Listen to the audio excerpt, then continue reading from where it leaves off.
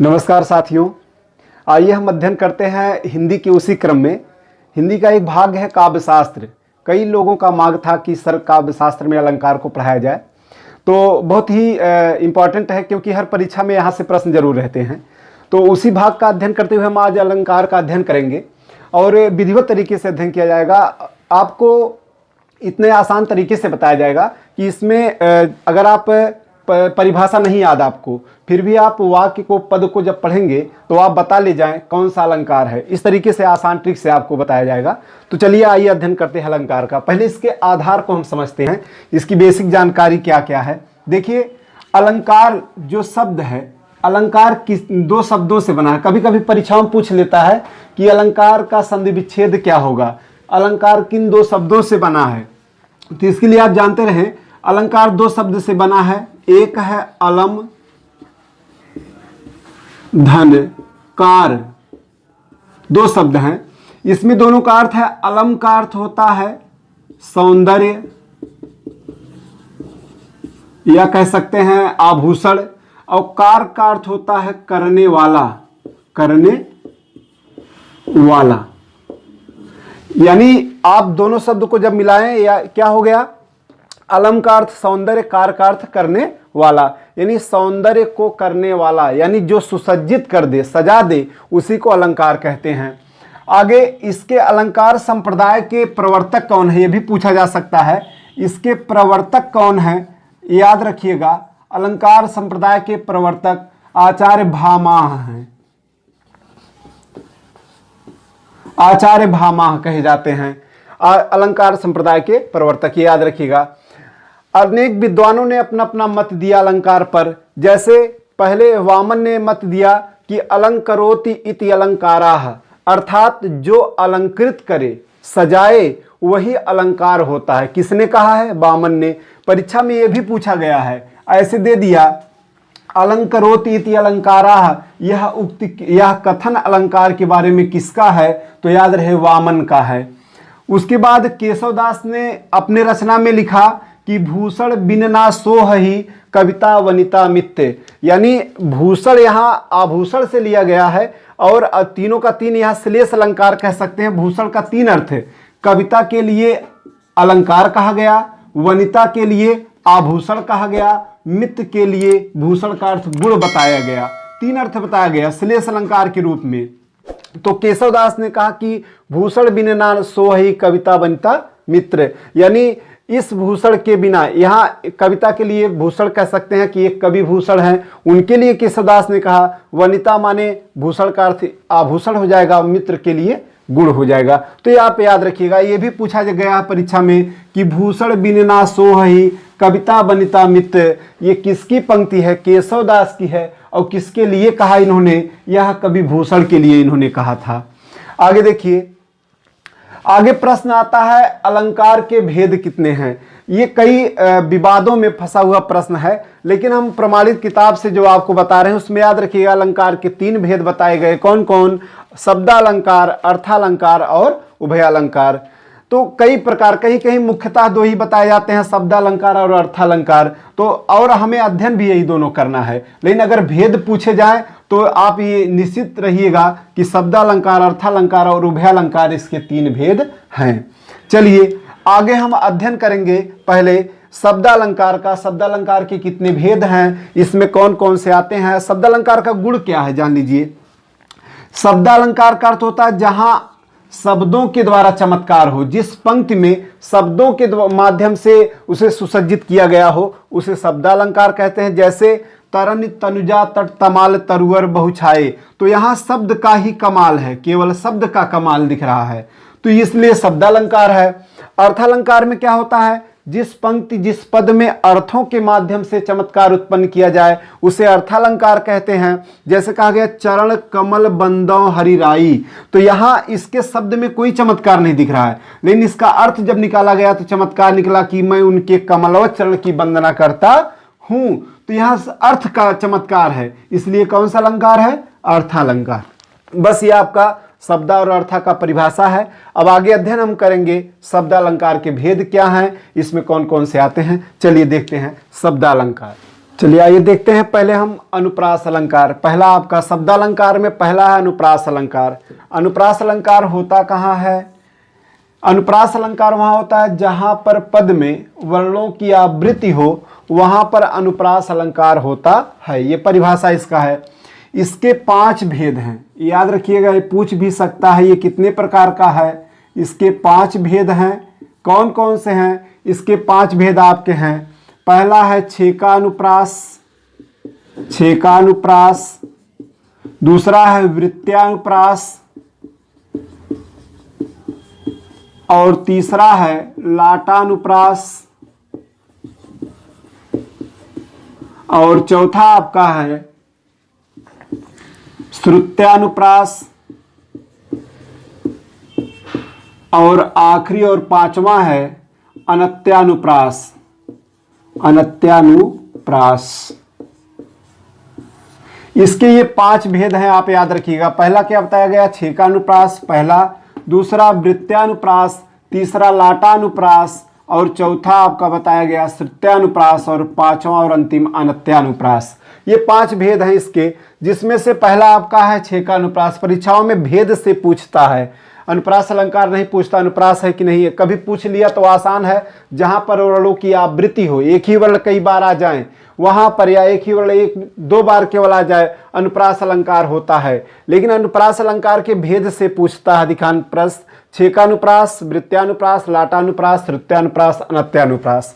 अब देखिए पहला आपका है छेकानुप्रास। पहला है छेकानुप्रास। कहाँ होता है? एकदम आसान है, जहां पर वर्ण की आवृत्ति, एकदम ध्यान से सुनिए, परिभाषा इसका है जहां पर कोई एक वर्ण की आवृत्ति केवल एक बार हो।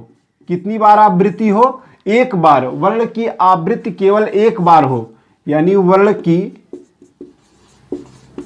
आवृत्ति, आवृत्ति मतलब होता है दोहराना, आवृत्ति एक बार हो, एक बार दोहराया जाए, वहां पर छेकानुप्रास होता है। उदाहरण देखिए, जैसे लिखा गया, इस करुणा कलित हृदय में अब विकल रागनी बजती है। तो यहां पर देखिए एक वर्ण यहां का आया, फिर यहां आया, इसके बाद इसकी पुनरावृत्ति नहीं हुई। और विशेष ध्यान दीजिएगा, वर्ण की आवृत्ति या तो शब्द के प्रारंभ में हो या शब्द के अंत में हो, दोनों गिना जाता है। तो शब्द के बीच में नहीं गिना जाएगा। शब्द के प्रारंभ में यहाँ का है, यहाँ भी का है, इसलिए कौन सा अनुप्रास है? छेकानुप्रास।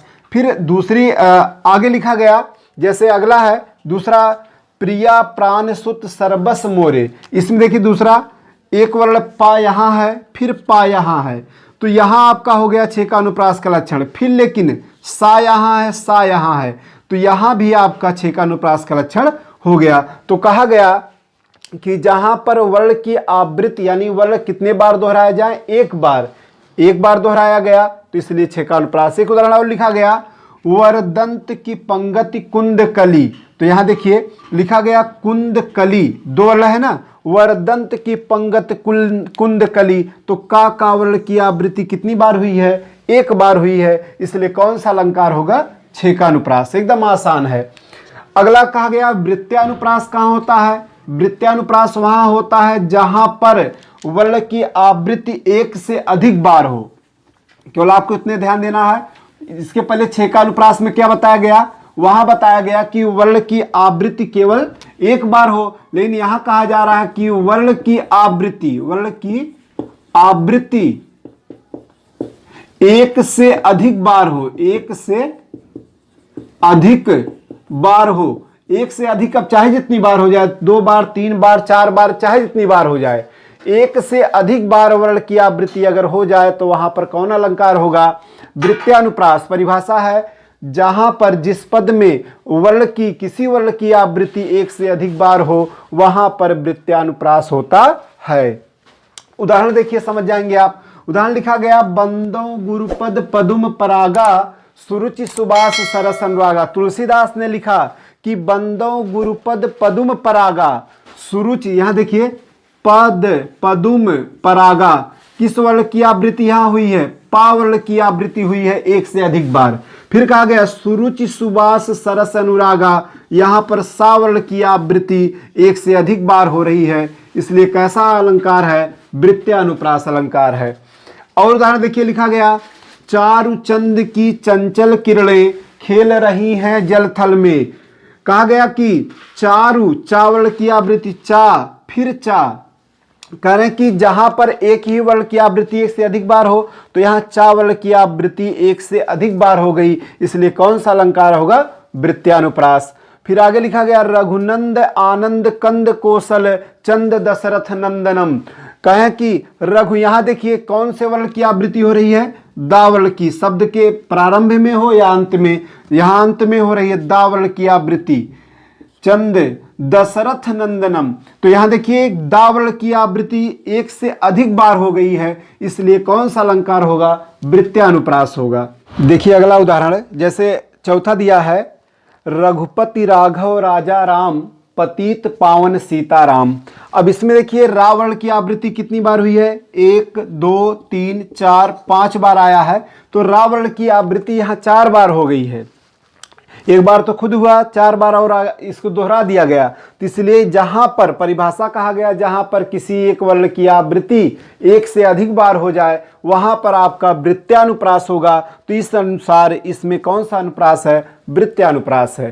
तो ये आपका रहा वृत्त्या, 2 अनुप्रास हो गए, 6 का अनुप्रास, वृत्त्यानुप्रास। अब तीसरा हम पढ़ेंगे अगला आपका लाटानुप्रास। लाटानुप्रास के क्या नियम है, क्या परिभाषा है, ये चलिए देखते हैं। लाटानुप्रास, लाटानुप्रास में क्या है, इसकी परिभाषा ध्यान से सुन लीजिए। लाटानुप्रास वहां होता है जहां पर अब तक बताया गया पहले दूसरे भेद में, 6 का अनुप्रास वृत्त्यानुप्रास में कि वर्ण की आवृत्ति होती है, लेकिन लाटानुप्रास में शब्द या पद की आवृत्ति उसी अर्थ में होती है, भाव बदल जाते हैं केवल। यहां पर शब्दों की आवृत्ति होती है, इतना ध्यान दें, शब्दों की आवृत्ति होती है। कैसे? जहां पर शब्दों की आवृत्ति हो उसी अर्थ में, वहां पर लाटानुप्रास होता है। तो यहां देखिए उसी अर्थ में शब्द की आवृत्ति कैसे हुई।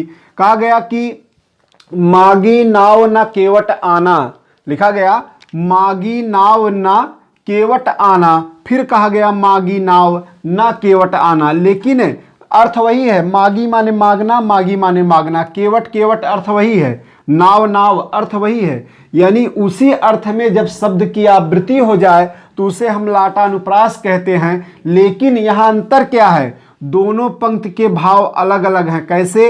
कहा गया मागी नाव ना, नाव मांगा नहीं गया, केवट आना, लेकिन केवट आ गया। फिर अगले पंक्ति में कहा गया मागी नाव, नाव मांगा गया, विराम आ गया, फिर ना केवट आना, लेकिन केवट नहीं आया। पहले में दूसरे के भाव में बहुत अंतर है, लेकिन शब्दों के अर्थ वही है। उसी अर्थ में शब्द की आवृत्ति हो गई, पुनरावृत्ति हो गई, इसलिए लाटानुप्रास है। अगला उदाहरण कहा गया, पराधीन जो जन नहीं स्वर्ग नरकता हेतु, और पराधीन जो नर नहीं स्वर्ग नरकता हेतु। दोनों में विराम, एक यहाँ है एक यहाँ है। कहें पराधीन जो नर नहीं, जो नर मनुष्य पराधीन नहीं है स्वर्ग नरकता हेतु, स्वर्ग और नरक उसी के लिए। और कह रहे हैं पराधीन जो नर पराधीन है, स्वर्ग नरक नहीं, स्वर्ग उसके लिए स्वर्ग नहीं है नरकता हेतु, बल्कि उसके लिए क्या है? नरक है। अगले में कहा गया उसी अर्थ में परिवर्तित पुनरावृत्ति हो रहा है शब्दों का।